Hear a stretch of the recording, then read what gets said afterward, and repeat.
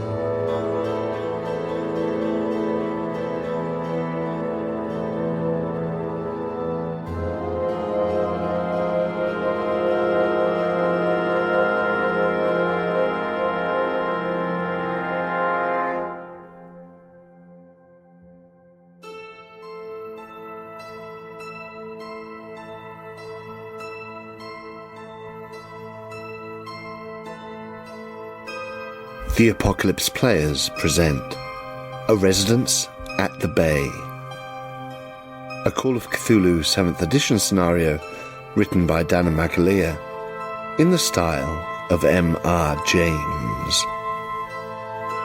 With Joseph Chance as Dr. Henry Carrigmuir, Dan Wheeler as Reverend Peregrine McCutcheon, Dominic Allen as Lady Helen Marjorie Barmere Potts, and Danann McAleer as the keeper of arcane lore.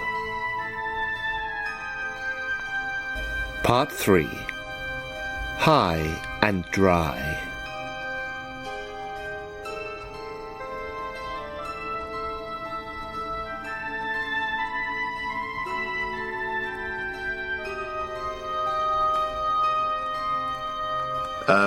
So, for a start, as the heavy red sun weighs lower across the horizon, and this waving figure atop the trig point jerks into a wave towards you, and you get a sense of being watched, whether or not you are. Could you all do me a sanity roll, please? Because you've seen a few of these throughout the last day.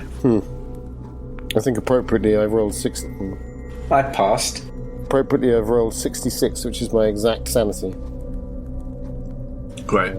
Yeah, so I think I pale visibly, and I grip that. Pale visibly. You don't lose any sanity. You. I think both of you instinctively say in your heads, it's a scarecrow, like we've seen on the way up here. Maybe that young kid, the 9-year-old who's had his ear clipped multiple times, put it there as a laugh. Maybe he's trying to freak us out because Lady Marjorie's clipped him around the ear so many times.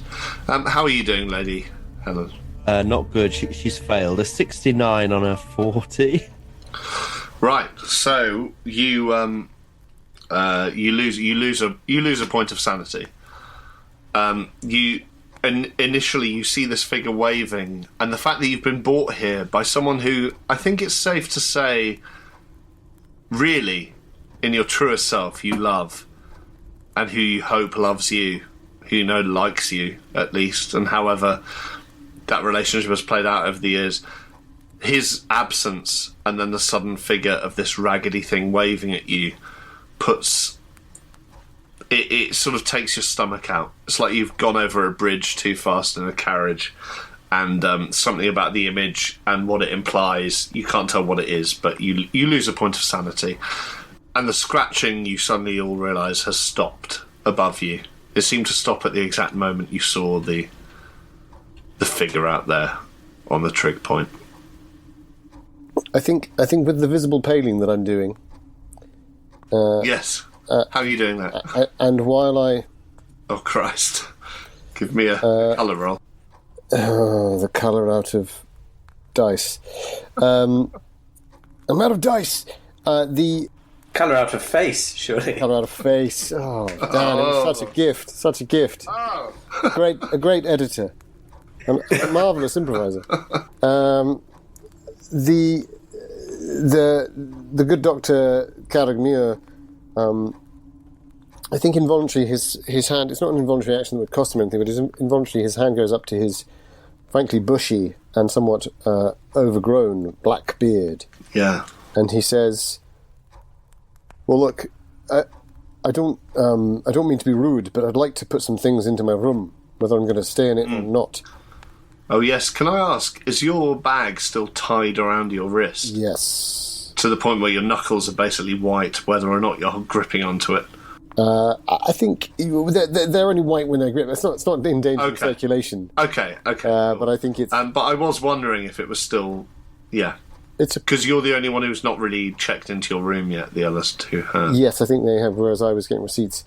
So, effectively I say, if you don't mind, I'd like to just drop these bags off, make it look like I'm doing what anyone ordinarily would. Shall I meet you back here in, shall we say, 5 minutes? Of course, that's fine. I will. He hesitates. I will consult the good book. He hesitates all the more, thinking... Harry Potter. Thinking, you mean the almanac for 1898 on the digs around the Dorset? Oh no, he doesn't mean that. Oh, why? He probably means the field guide. Is it the field guide? It must be the field guide. and then he Bill Oddie's Guide to Marshlands. He nods, and he's sort of stroking his face in a slightly unpleasant way, so that his lip smears. And he says, "Well, look, it might be 10 minutes. Actually, more likely. Forgive me." And then he just kind of bolts from the room, gripping that. In fact, as he's gripping the bag, and he comes back in 2 seconds later to pick up his suitcase, says sorry, and then goes back out. So do you both sort of watch him leave? flustered. I'm still a bit shaken from my view of the window. Well, do you... Yeah. Well, I think in this moment of slightly tenuous grip on reality that I have momentarily, I say, No. Oh, Reverend, we've obviously made a mistake. Robert was not in this room. We've got the floor wrong. It must be upstairs. Will you come with me at once?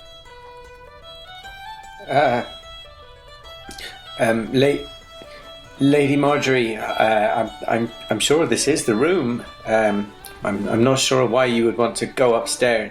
Because upstairs must be the room where he had. This is obviously not the room he had, because look, it's completely barren. Could I do it? Could I do a psychology roll on her to see whether she genuinely believes that we're in the wrong room? I genuinely love you too, yeah. Oh, that's very good. Yes, I forgot my psychology wasn't very good, but that's a success, yeah. Hey. So, well, I mean, it's up to Lady Marjorie, really, to tell you how she appears, I suppose. She's clearly distracted by something. You get the sense that something is bothering her upstairs, something is calling to her, and she's decided that it must be some hunch about Robert Thompson, but honestly, it could be that scratching noise. Her eyes kind of wander over the ceiling a few times. We should go upstairs at once. Find Robert. Well, I don't believe he is upstairs. I think it's most likely he left this place, but some sign of him. Some sign of him. Well, I don't think it's really our place to go knocking on doors and snooping around this guest house. It wouldn't really be appropriate. It wouldn't be right. It wouldn't be godly. Pish tosh. He puts his hand on his Bible and picks it up. Well, if you are quite happy living a woman of my age, unassisted, going up the stairs, then so be it. And I waddle out of the room. As she waddles out of the room, Peregrine, do you take another glance out the window or anything? Oh, for fuck's sake! I don't want to. Don't now. Don't. If your character doesn't want to. Well, I mean, I think I probably do. You didn't lose any sanity, so you've convinced yourself it was a scarecrow anyway. Yeah, I'm going to follow her out of the room, but before I do, I'll just take a second glance out the window. So as you do, you realise that the sun's still setting. It's still like a sort of golden orb just above the horizon. There's nothing on top of the trig point. Must have been some kind of optical illusion. Maybe a large crow or something just casting a shadow. Your perspective might be off, but it seemed about 6 foot tall, so... Well, maybe a sea eagle. Maybe an albatross. So, I say, Lady Marjorie, wait for me, I'll accompany you, although I have my doubts whether she'd be able to make it upstairs by herself. So, as Lady Marjorie is followed up the thin flights of stairs, should we cut back to Dr. Carragmere in his room? So, I'm taking this cloth bag, which is reinforced with wicker, and it's sort of like a carpet bag, I suppose. And he unties it using his teeth in his hand. He unties the thing around his wrist and flexes his hand, and then he just pops. I've gone Welsh. If in doubt, go Welsh. Okay, do it thing. Anyway, he pops open the wee bag there and takes out a foldable tray and slides it open. I've done it again. He gets the lamp and it's all very practiced. His hands are very smooth, very Welsh, and he starts to light his opium pipe, and then he remembers that he has to throw open all the windows. So he goes to... Probably put something against the bottom of the door as well, I'd imagine. That was his first action, wasn't it? Didn't I already say that? Oh, no. Yeah, he takes the blanket from the bed. Speaking as an accomplished opium smoker. Put that down by the bottom of the door. Exactly. Chasing the dragon around the room. He doesn't lie down, which would be his preferred method. And he's conscious that, although he told himself exactly as you said, I've told myself that it's not a problem, this scarecrow. The thing that it brought to his mind was Robert. And it was a moment avoided that his imagination took away with it, but he thought that is Bob for a moment. Aye. And it's frightened him, and it's reminded him of that hole in the Sudan during the Mahdist Wars, and he's the one with the rat. He's taking a hit of the good stuff. Aye. And having had his hit, he will lie back down, and he'll wrap that sash around his wrist.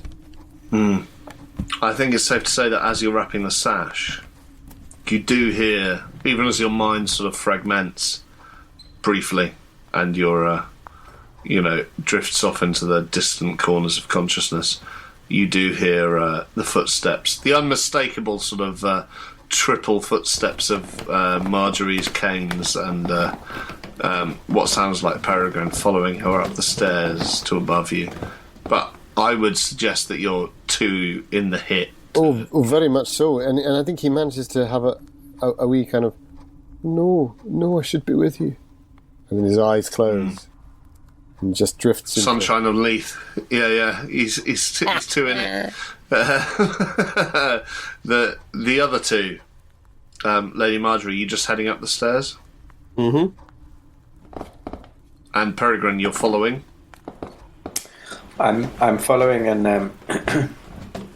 I'm sort of my hand is on the Bible, and I'm trying to think of some theological justification for what I'm doing, which feels quite immoral. So I mean, snooping around someone's house. So I'm going to do a theology roll. I don't expect you to give me anything for a success, but it's we shall see. We'll see. It's really, he's just looking for he's trying to find anything which will a passage which might convince him that there's a sound ethical reason for snooping around someone's house. Yeah, totally. And unfortunately he fails that. But he's not really thinking properly. He's got too many things on his mind. He doesn't have time to sit down and study it properly. And he sort of curses himself. Well, he doesn't curse, but he sort of he's angry with himself for not having studied as carefully as he would have liked. If only he'd studied a bit more carefully in his youth, that these passages would have gone in. But it's all too late. It's over the past 10 years he's crammed, and he's too old, really. You get to the top of the stairs. You see a glow through the banisters from the level just below the level you're staying on, and you hear Peter's voice saying, "Oh, you're right up there." Presumably calling up to us. Oh, I'd imagine so. No one else answers. I'm just going to the toilet. Oh, there's none up that way. It's only down here, I'm afraid. Oh, one moment then. And I keep going up the stairs. Oh, apologies. We'll come down. And I let Lady Marjorie continue up the stairs, and I come down the stairs and head down to down the other flights to try and meet. I'm just going to the toilet. As I have to get to the top of the stairs to turn round. Yeah.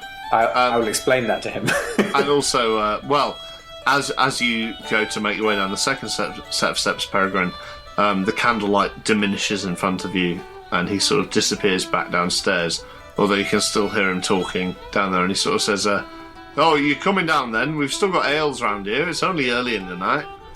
Oh, I think that's a good idea. I think we'll we'll all come down and have another drink, maybe a bite to eat before we turn in. As you say, it's still early. We might take the night air. Would you like me to? Say a prayer for the guest house? I'd be more than happy to. I have my Bible on me. There's a pause, and then he says, "Aye, if you like." Well, only if it doesn't offend. 'Twouldn't offend. We're all folks of God round here. Oh, that's good to hear. But which god?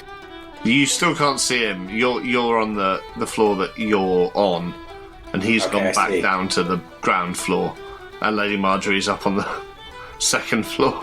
So you're sort of the intermediary between them, Yeah. unless you want to do anything else. Well, in that case, I'll be down shortly, and maybe say a short prayer before we partake in a few more ales. Aye, that'd be lovely, Reverend.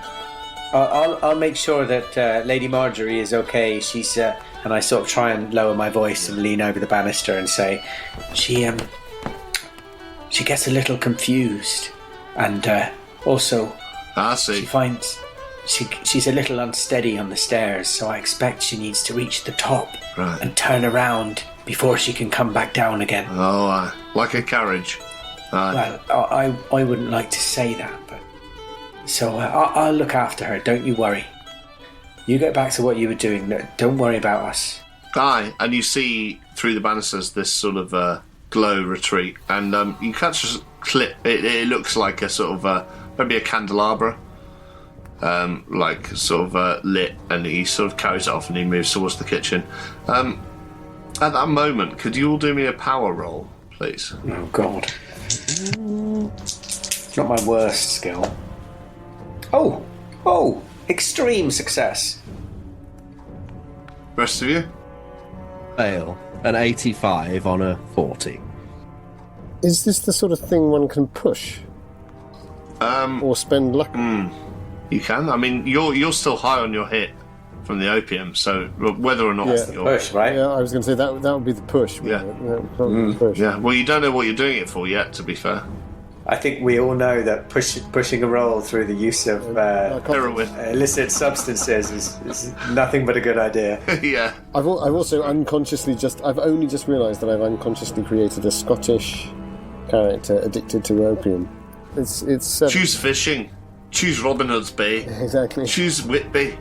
Choose Fudge. a fucking big fishing rod. Yeah, Sorry, yeah. I like it. So are you going to push or are you not? Okay. So, Peregrine, you see the silhouette and you see the brief candle with, like, you know, the multiple candles on it disappear downstairs. The other two of you, Lady Marjorie, as you're sort of, like, entering into the top level, and Dr. Carragmere, as you're lying on your bed, you both just feel this incredible pull towards sleep. This incredibly powerful pull towards sleep. I think it's so powerful, in fact, that I would wager a bet, unless you want to argue, Dr. Henry, that you fall asleep in your bed. I think for Lady Helen it's slightly more problematic because, of course, she's not on the same floor as her room. But I think Henry definitely falls asleep. Aye. yeah, I think, you know, which isn't uncommon after taking a hit, but certainly with this wave of what he felt, it is sort of just knocks him back slightly. Lady Marjorie, you stumble at the top just as you're reaching the top of the stairs, and all you feel is this compunction to, you need to sleep. You won't know unless you sleep. You won't be able to analyse unless you sleep. You won't be able to, you know. What's immediately in front of me? Is there a bed? There's an unlit hallway. I'm giving you the benefit of the doubt here and assuming you brought a lantern up with you. Did I? There's certainly no lights up there. Everyone has an oil lantern by their bed, but I don't know if you picked one up before heading up. If not, all you see is a dark hallway ahead of you. In which case, I'm gonna stumble along the wall until I find a door and hope it's a bedroom so I can lie down. Great. You stumble along the left-hand side of the wall, and a door is there, and it gives, and you move in, and you can't really see anything. That you sort of gauge there might be a window. You're not really sure, but it seems to be sort of the same layout as your room, from what you remember. And you find a mattress in front of you, and you collapse upon it and fall asleep. Is it on a bed or is it? Oh, on a bed, yes. To be clear. Oh, it's nicer up here. The air. So, Peregrine, you're the only one who's still awake, and I think you hear Lady Marjorie sort of shuffling away on the floor above and collapsing. And I don't think you hear anything from Henry's room, but you've not heard anything from Henry's room for a while, so you might assume anyway that he's asleep. Oh, God. What would you like to do? Is it now? It's now getting quite dark, it sounds like. So I think it's only like 6 in the evening by now, if anything. That might even be a jump. But either way, although you succeeded, you did feel a wave of tiredness as you watched the candle disappear, and you... I think I might head back into my room and pick up the lamp by my bed, given that it's suddenly got quite dark. Yeah. I forget that in this part of the country it does get dark quite suddenly. Especially when playing one of these games. And I light the lamp. Listen, there's a time scale, motherfucker. Yeah, I know. And make my way up the stairs. Oh, okay. Saying, Lady Marjorie, Lady Marjorie. You don't hear any response. Okay. So is she a natural snorer, out of interest, Dom? She's got the lungs of a rhinoceros. So I think, okay, well, in that case, it's fair to say that when you're fully up on the landing, you do... Well, maybe I should give a listen roll. Yeah, give a listen roll. Yes, I passed my listen roll by 1. You hear the personification of sleep apnea drifting across at you from the left-hand side door. Now, I think... I don't necessarily know that's Lady Marjorie. In fact, I would think it very unlikely to be Lady Marjorie, since 2 minutes earlier I saw her climbing up the stairs. Yes, so I'm not she's up here, but you don't know that. Yeah. So that's the room on your left. And do you have a light with you? Yeah, I got my lantern from my bed. So you see another room to your right, and a room ahead of you. Basically, the top of the house is slightly like curved down over the sides. It's almost like converted attic space, but you see the sort of what must be the door to a mirror of your room, a floor below, ahead of you. I think I'm going to head for that room, because that was what Lady Marjorie suggested to me that she was going in search of. So I'm going to go past the room that someone is asleep in, who I'm assuming is another guest that we didn't know was staying here. Yeah. And I don't know whether you want me to do a stealth roll to get past it, or whether the person asleep in that room is... because I know who it is. Yeah, I know. But thank you for the option. And I make my way to the room, which is the matching room. Yeah. And what do you do? And I stand outside the door, and I'd like to listen outside that door. Yeah.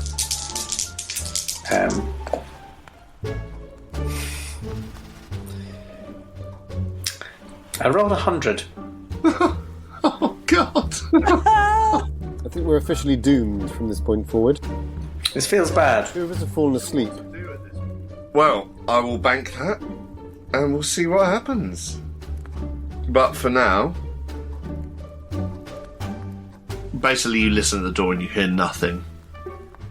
You're aware that you're now above the place where you heard the shuffling and the scratching earlier, so you thought there would be rats in the house, but you know rats, and they go silent as soon as they realise someone's nearby, so... Yeah, well, they should do, right?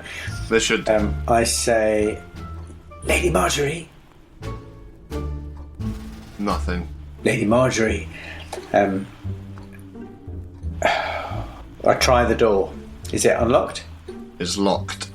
It's locked. Okay, well, she's not in there. Fine. Confusing.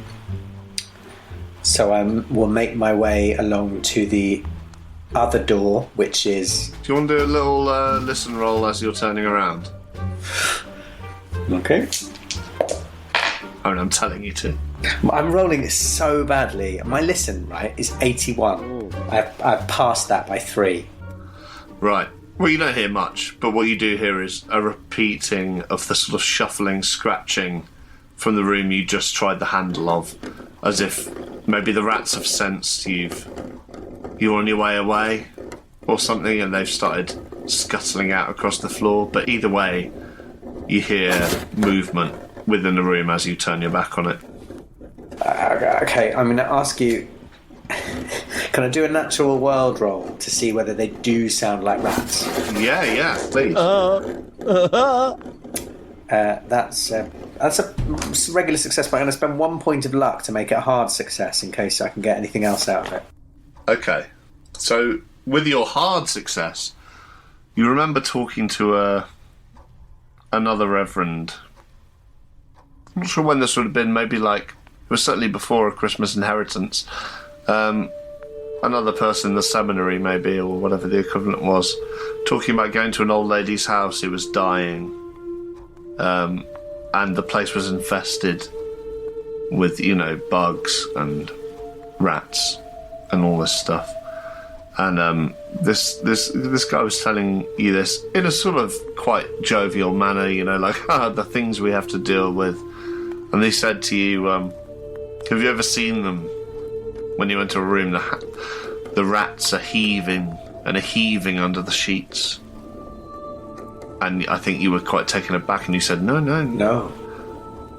And he said, well, that's what I saw that day. Of course. I never checked, and I've always asked myself since, were it the rats that were heaving under the sheets, or it's someone else? And you sort of paused and then asked what he meant, and he sort of brushed it off and said, no, I'm being silly, I've had one too many ports.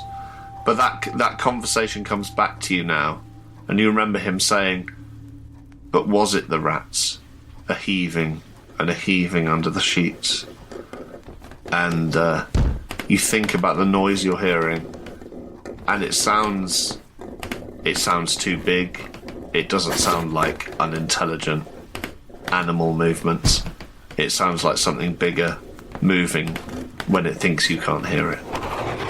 And at that point, I'm gonna have to come and wake one of you up so someone else can help.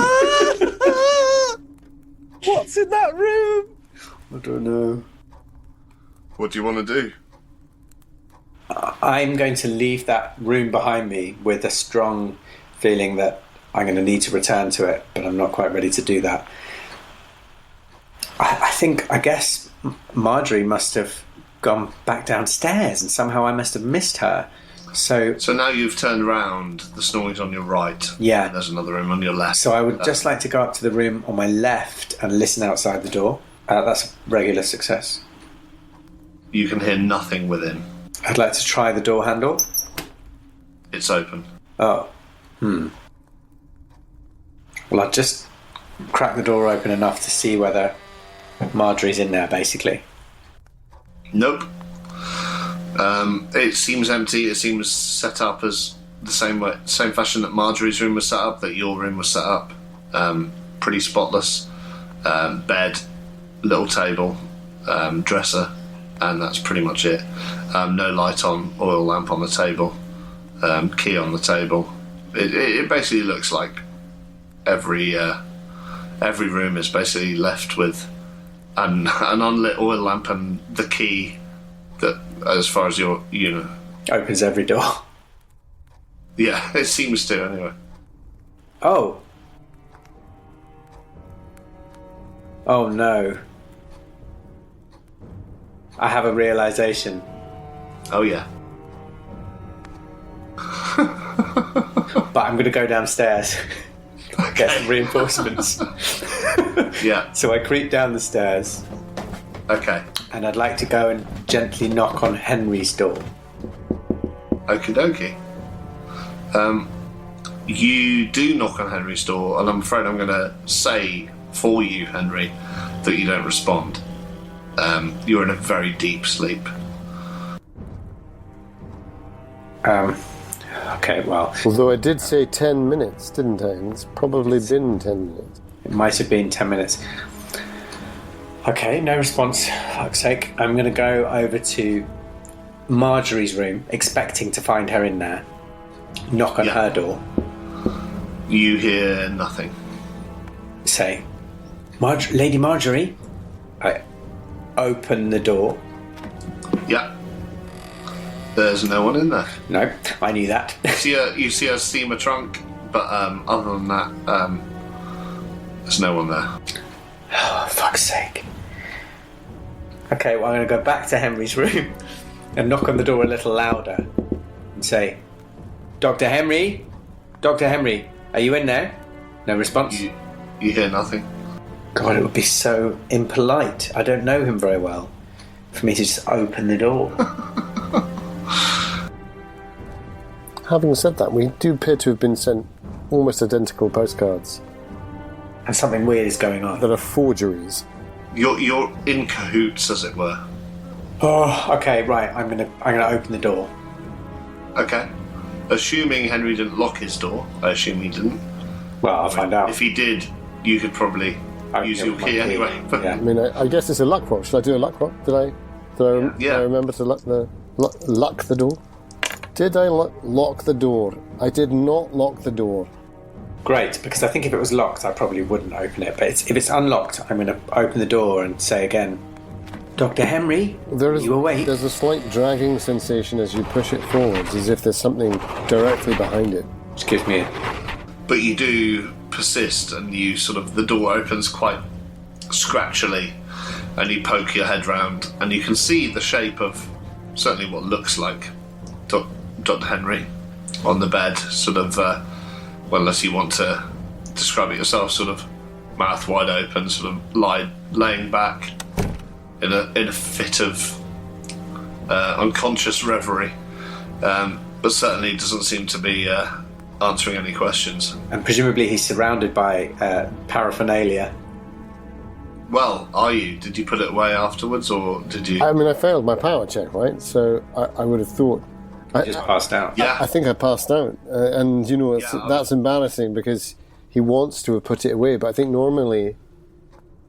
Well, put it this way. I don't want to put you into a difficult... I don't want to put you in a difficult spot.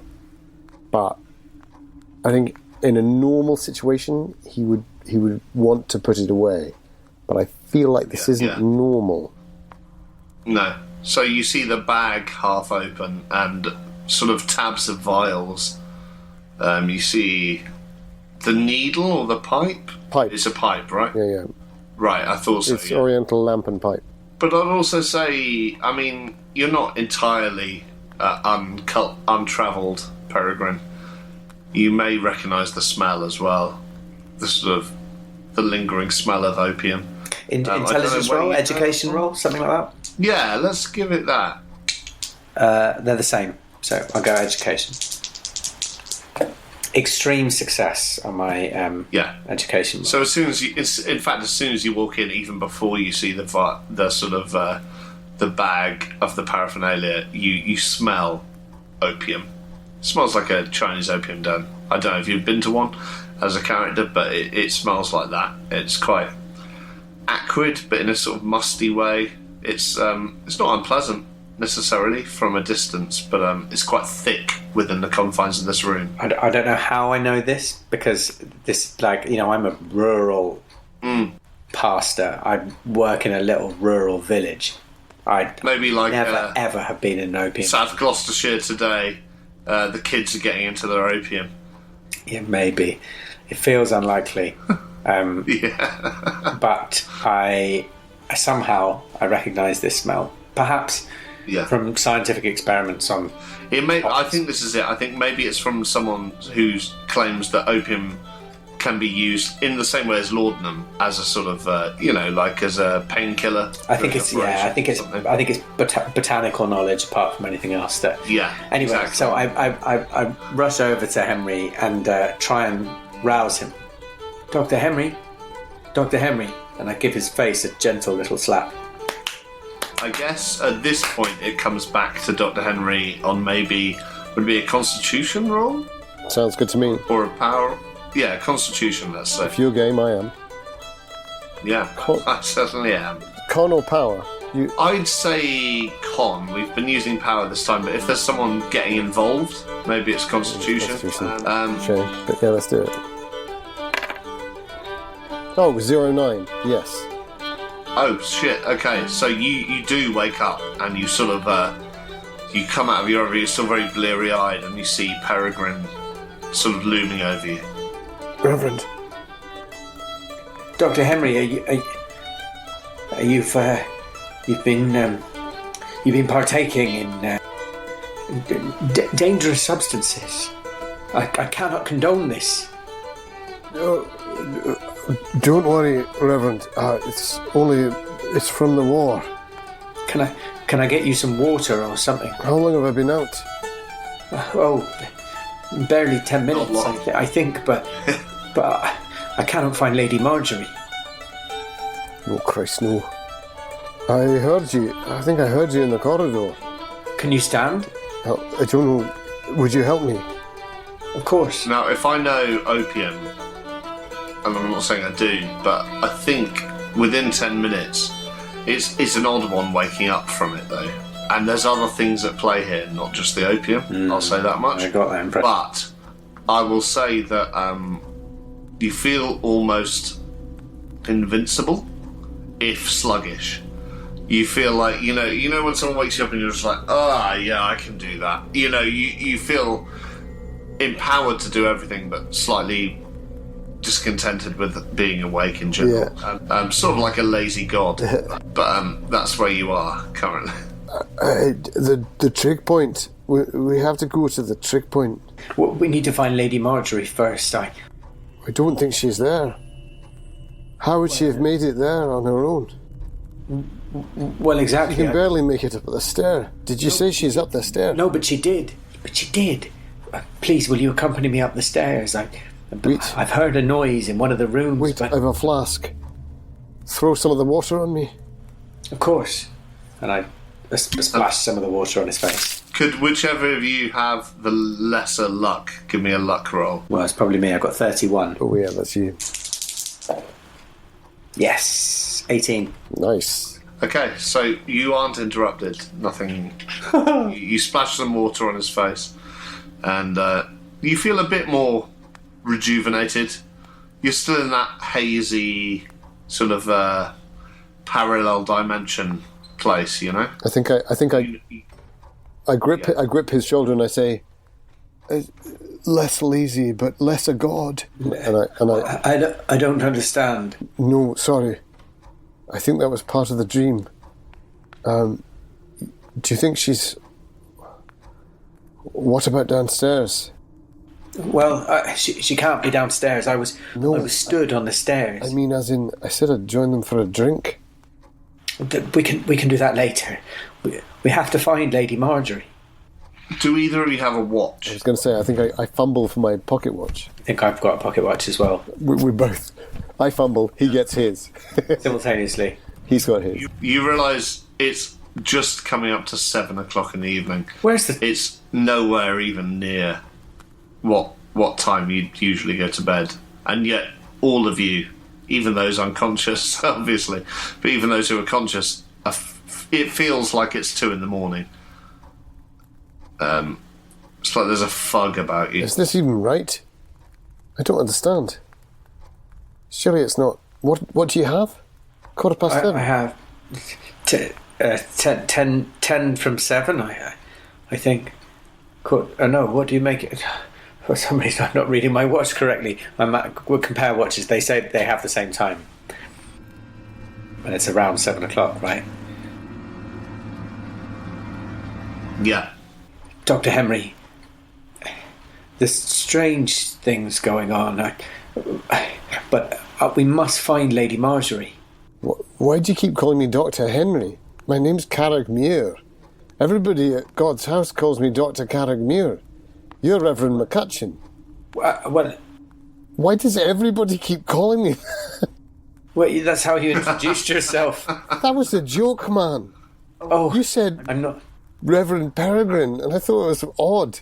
So I said Dr. Henry. Did you take me seriously? Yes. Christ. Dr. Henry, can you give me a luck roll as you're sort of getting slightly more animated? I failed by 1. You see the glow under the door. Let's say that. And it's very faint. Looks like it might just be at the top of the stairs. And you hear a voice saying, everything alright up here? Your ale's gone flat. Oh, I don't mind a flat ale. That's how they serve it in Hampshire, to be honest. I'll come down now. I think the journey took its toll. Doctor, please, will you try and find Lady Marjorie? I'll go downstairs and try and stall them. I'll drink the ale, say a short prayer, and then I believe she's on the top floor. Well, I'll see you down there in a moment then. I'll be right down, thank you. You see the glow disappear. And as the glow disappears, could you two give me another power roll? Oh, God. I've passed mine by 2 points. Mine is a hard success. So, you feel fine. You feel you're both in the same fog you were. I think, Peregrine, maybe you feel slightly more tired than Henry. You feel like another wave of tiredness at you, but you're still focused, so it's fine. Where do you want to go? You want to go downstairs? All right. Let's stick with your plan. You go downstairs. I'll go and look for her.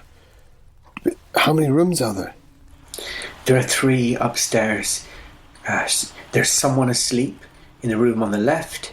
The room on the right is empty, and the room dead ahead. There's a strange sound coming from there, and I fear the worst. I don't know whether. All right, you There's go a strange down. sound coming. All right, you go down. I'll be down in a few moments. And if I say to you, if I ask the man, do you follow the cricket? Make your excuses immediately, and come back up to this room. Of course. But if I don't, just stick with me. Okay, so I understood. You open the door, and the landing is pretty much dark. You can see a faint glow from downstairs, but upstairs there's nothing. So I'm assuming you're both bringing an oil lantern with you? I still got my lamp, and I head downstairs with my lamp. If I stand there and watch him go, if I cover my eyes and then take them away, is there any residual light? Or is it just... Yeah, I mean, the usual little worms and sprites that live on top of your eyeballs. But nothing, otherwise it's pitch nothing black. else. And they're not hooded... Pretty much. They're not hooded, guarded lanterns. I can't control the beam. You can give me a listen roll with a bonus die, since you've been so thoroughly woken by Peregrine, and he was in such an odd state when he was upstairs. Yes, I'll spend 1 luck and I'll make that a hard success. 2 luck and I'll make that a hard success. Excellent. So, as you do that, Peregrine, are you making your way downstairs? Yeah. Yeah, I assume so. Henry, you hear, almost with pinpoint accuracy, it's like when you were going through those houses in Sudan, those huts, and you had to be aware of, any corner there could be some bunk of sleeper cells. You're used to keying into sounds, and you can immediately notice directly above you to your right, as you look towards the back of the house, you can hear snoring. And it sounds,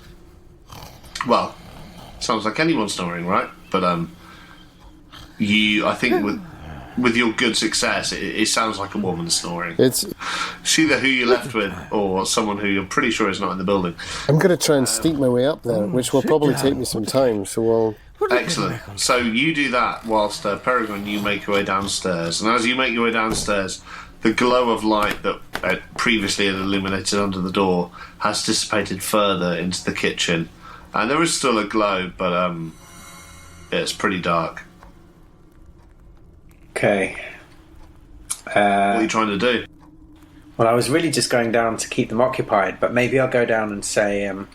So I'm trying to picture the layout of the downstairs. Have I arrived in that open room which doubles as the bar? You arrive from the stairs in the main corridor, which leads from the front door foyer, very narrow, all the way back to the kitchen. And on your left, coming down the stairs, is the sort of glazed, blurry glass and wood door into the sitting room, dining room. I'd like to go through into there.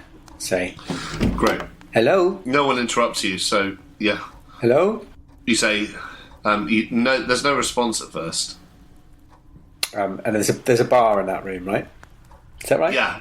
On the far end, you'd need to like go left again, having gone through the door and like walk past the tables.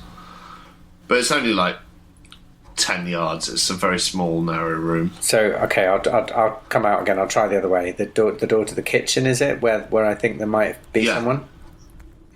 Okay, I'll give that door a little knock and say hello. Well, as you get close to it, you realise. Actually, it might be the door to their quarters. Like that's where they sleep. I see. The couple. But as you do it, you hear a voice say, "Hello." Oh, is that? There's someone there, Peter. Do I recognise the voice? It's definitely June's voice, who you met earlier, and you realise there was a glow about the door anyway. You know, it didn't seem like they were asleep, and you hear sort of pounding steps over to you, and then the door opens, and Peter sort of says, Reverend, is that the right term? Oh, well, yes, that'll do nicely. Reverend is fine. You're here for your ale. It's on the bar. Oh, that's fantastic. I was wondering if I could just take a couple of ales upstairs. Oh, aye, yeah. Oh, no, exactly. We're room service, as they say. I've heard that from someone. That's excellent. We're doing a jigsaw. Jigsaw puzzle. So we thought we'd just take the beers in our room, if that's all right. Puzzles, is it? That's right. You detectives, are you? Something like that. Is that why you were checking out upstairs? Oh no, that's poor old Lady Marjorie. She does get confused. I think she's just laid her head down for a little nap now. Hopefully she'll feel much better. Back in her room now, is she? Yes, she is. Yes. So I'll just take these ales upstairs now. Thank you. Oh, aye, yeah. Pork scratchings or anything?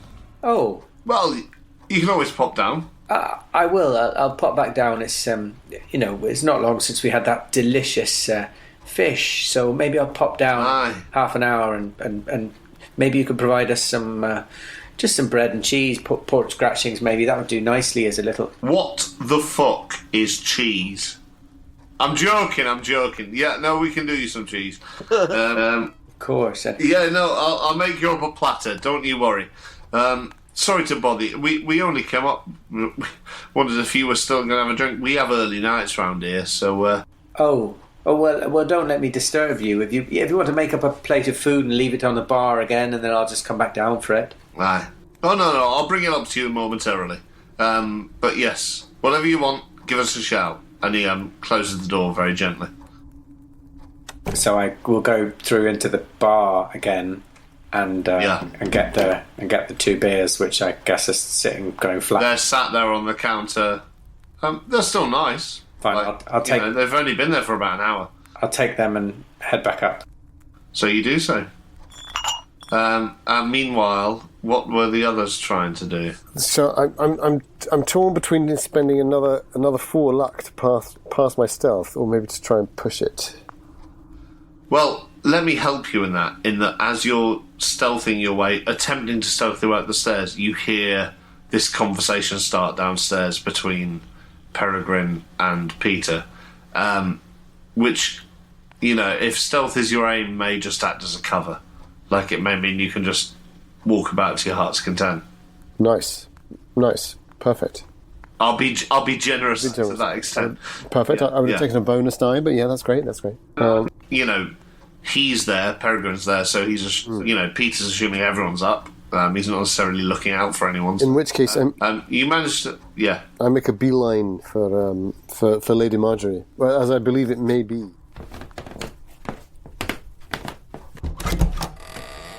Under Carragmuir's breath, he says, "So Jonah saw the whale." And then he takes his whiskey out and he just tries to just waft the whiskey underneath her nose, while at the same time gently patting. So that's a constitution, I think, for Dom, who I'm afraid. Sorry, you've been out of it for so long. Oh wow, a 001. So not only do you wake up, but you wake up, sit up. Yeah, exactly. Henry's hand slinks back. You inhale about 3 shots of scotch on your way to sort of sat up, and shake your head, and you're like, "Bing! What's going on?" I immediately grab Dr. Carrigmuir by the by the shirt, and I say, "Oh, thank goodness, we haven't much time. We're looking for Robert. He's in the front room at the top." Christ. Where am I? You're in the other room, on the left. Are you sure? On the left, it looks like you had to lie down. It's all right. It's all right. Come on, Henry. Make yourself useful. Wait. I vault out of bed. Christ, give me my whiskey back. And face plant on the floor. That's single malt.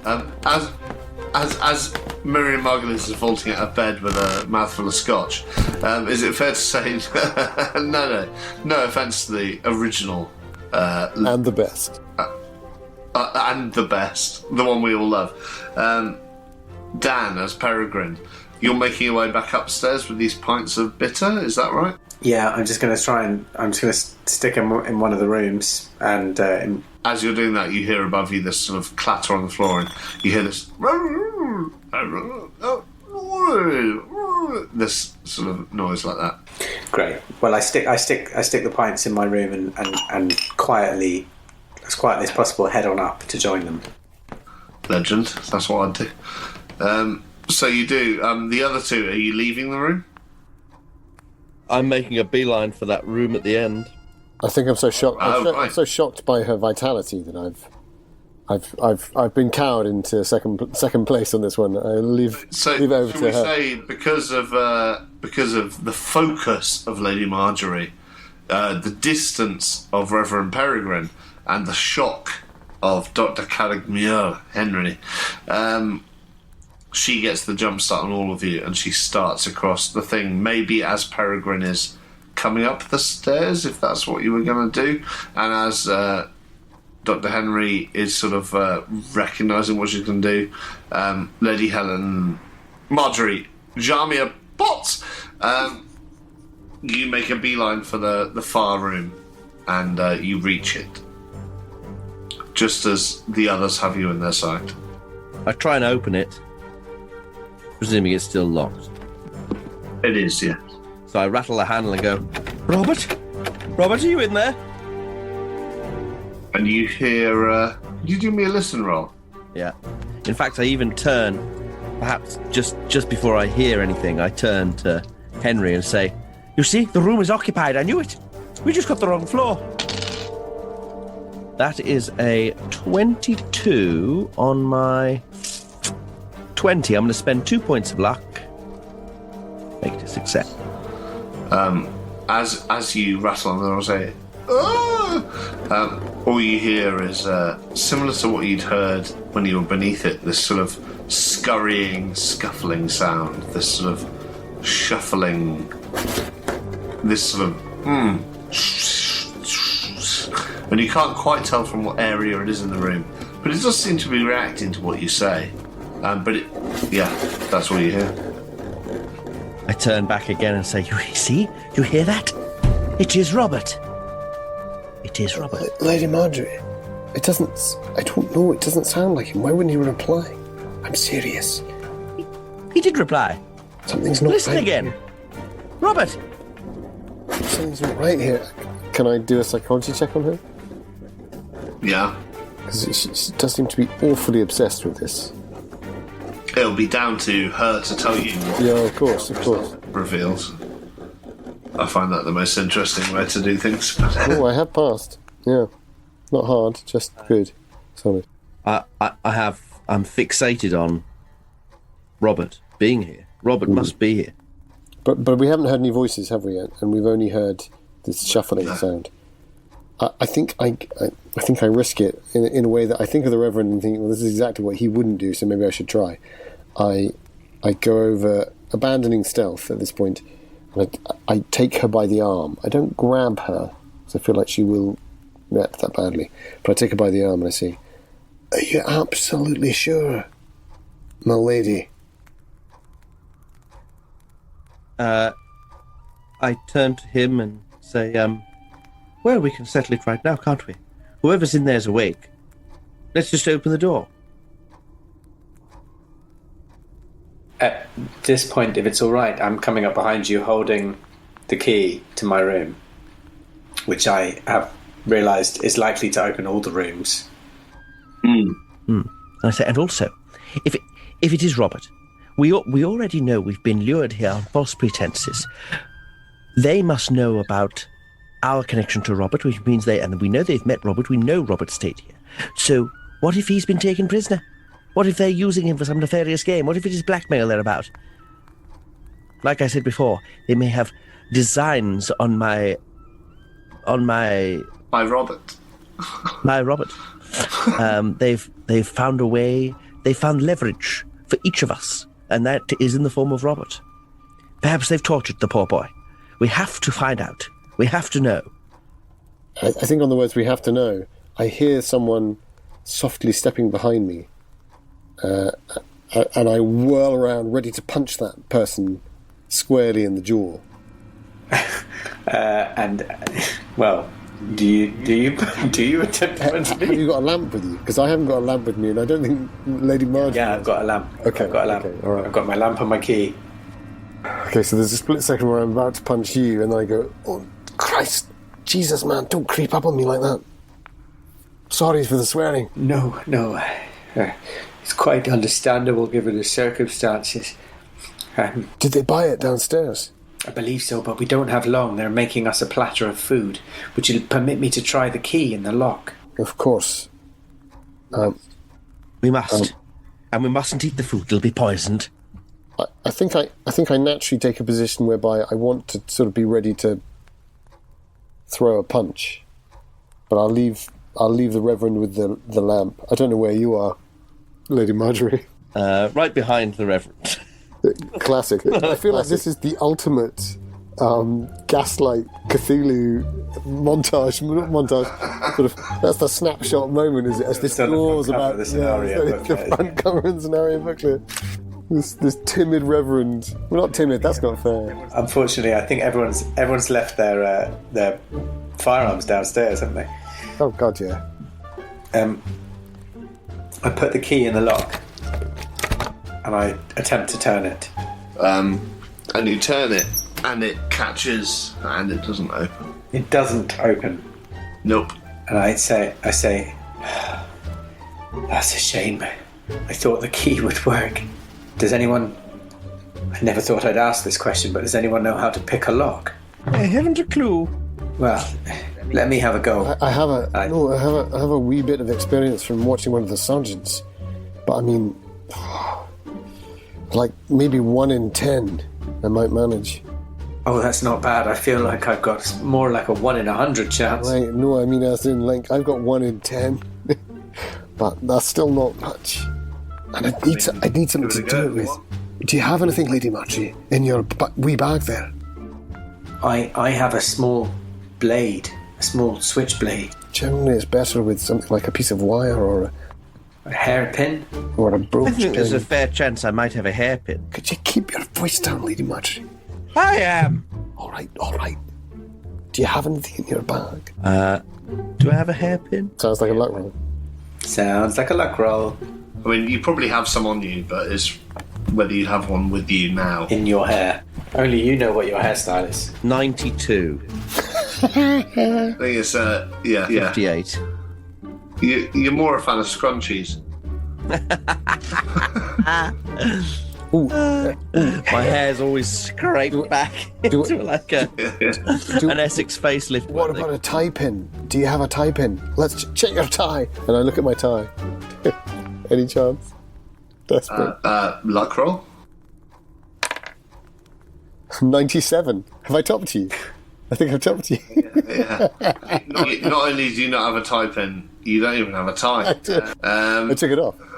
Well, no, I might have something. Let me check. he starts to go downstairs. I check to see if, like, because my clothes are all sort of like handmade and sewed. There might be a pin. There might be a pin stuck in them somewhere. No, unfortunately not. Oh, damn it! No. Just give me the knife there. I'll do my best. What if either of you two particularly good mountaineers? No. I can climb a little. Well, there is an alternative, of course. If we go into one of the rooms here, climb out the window, we're near the roof, climb over the slates, over the tiles, and see if you can get in through the window. I love the way she says, if we. Can you imagine her climbing out the window and across the roof? She's considered this. Just get a peek so that we'll know if it's Robert or not, and if he's in distress. Could you all give me a power roll again, but I'll need a hard success. Oh, God. Okay, now. Oh, God. You hear footsteps on the step behind you. I failed. Is it fair to say I've got the penknife in my hand? Yeah? Did we get that far? I did say, give me the knife, but maybe Okay, fine. maybe you didn't. In that case, fine. That's fine. We can roll for luck for that. Or maybe Peregrine has it in his hand at this I'm moment, reaching for but you can see it. Yeah.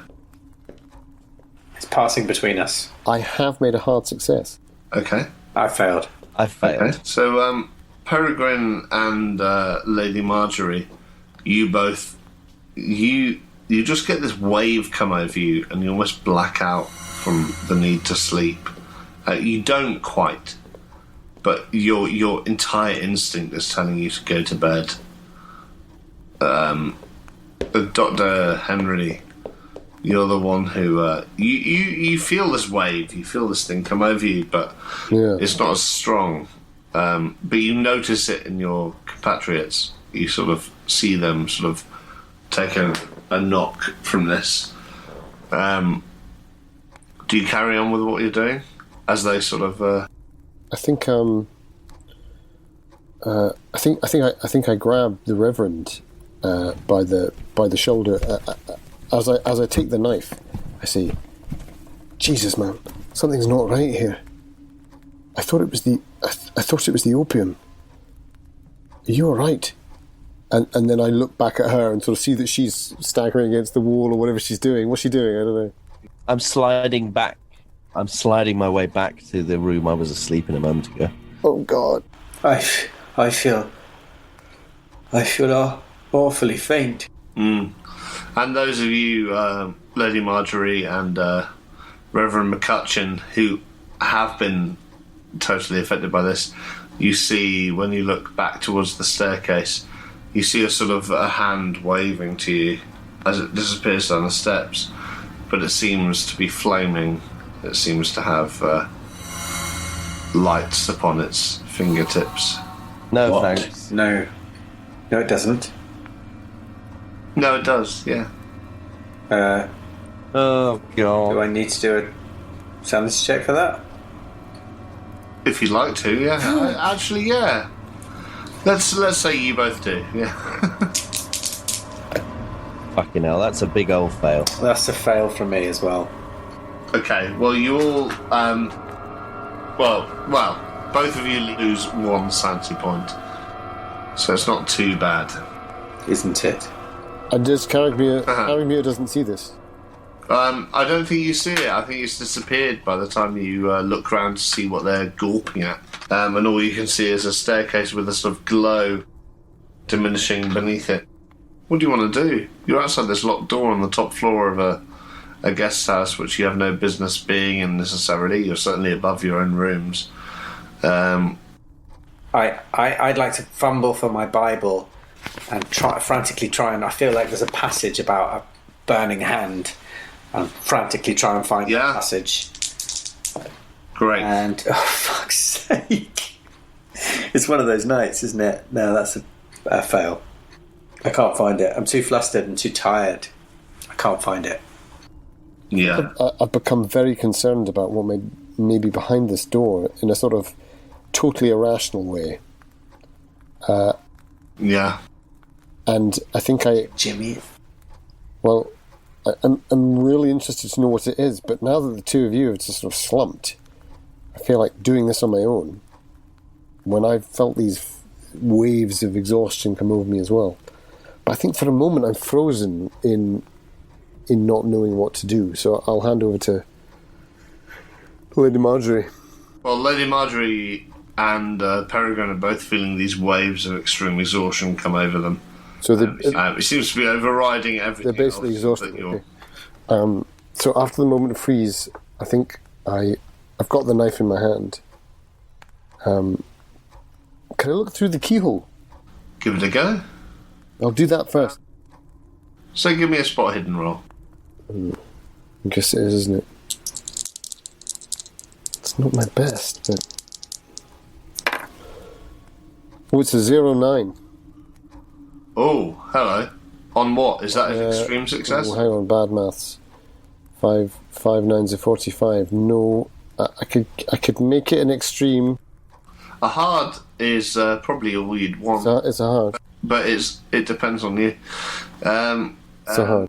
So yeah, as the other two sort of crumple against the walls around you, you take your last chance to sort of look through the keyhole on this thing and see if you can just see something. And the sun has now dipped below the horizon, so there's not a huge amount of reflection to be gained. But as you sort of cup your eye to the keyhole, and you manage to make it sort of as dark as it possibly can be, it looks at a glance a bit more cluttered, a bit more like downstairs. And you can see this bed in the far corner, and whatever is under the sheets on the bed, it seems to be writhing. Oh dear. Writhing and sort of in this sort of odd way. And as you look, you're pretty sure there's a face on the pillow at the end of it. Oh. The writhing is too grotesque to be from a person, but the face looks like it's from a person. The face looks like it's...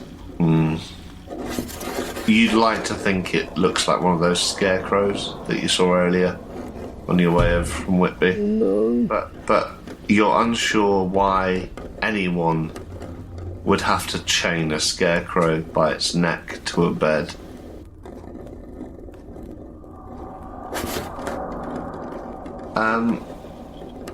And that's a sanity check, please. Yes, I it should is. expect so. Yes, it is. God. The scarecrow chained to the bed. Chained to the bed! It's the old lucky dice coming through here, gents. This is a 02. So you as you look at it, this is sort of perfect, because what you do is you convince yourself that whatever's happened here, they've got a scarecrow. It's chained to the bed for some reason, and there are rats just in the bedclothes eating the duck feathers. Yes. You know, because that's what they would be filled with in these days. You know, and that's what they're doing. That's why the bedclothes are contorting in the way they are, and you know that you're just you're imagining it. It's fine.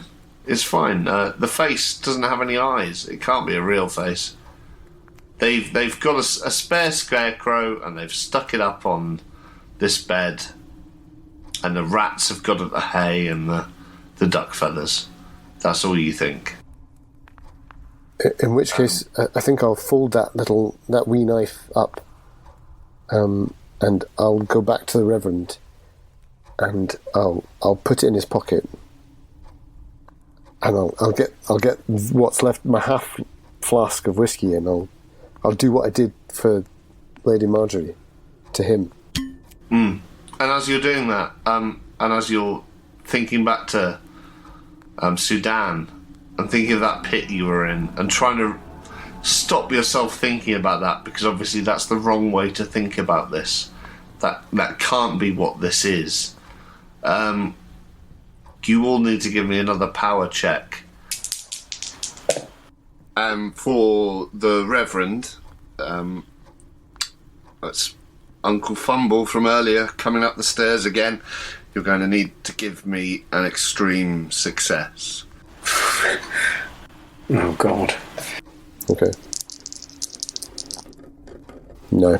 Total fail. So as you block these thoughts of Sudan from your head, and you see the writhing under these bedclothes, and you try and block those from your mind, you slip into the same unconscious that Marjorie and Reverend McCutcheon do as they slide down the walls next to you. And you all lose consciousness.